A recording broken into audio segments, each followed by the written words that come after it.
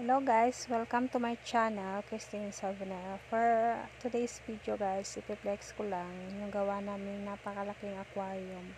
Ito siya guys, isa siya ka-plego or one sheets.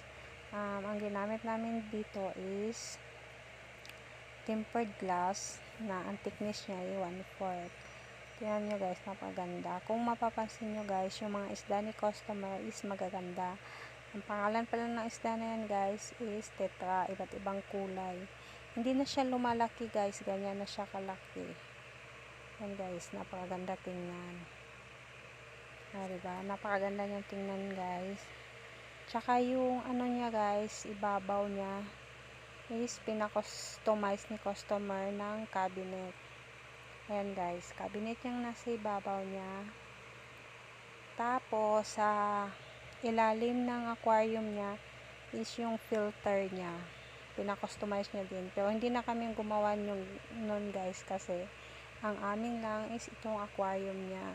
Ito lang ginawa namin. So kung mapapansin nyo guys, kulang pa siya ng decoration. At saka kulang pa siya ng mga pebbles.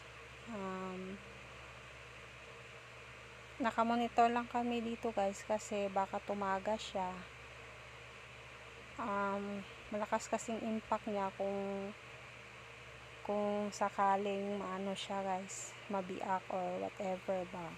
Kaya minamonitor pa namin siya.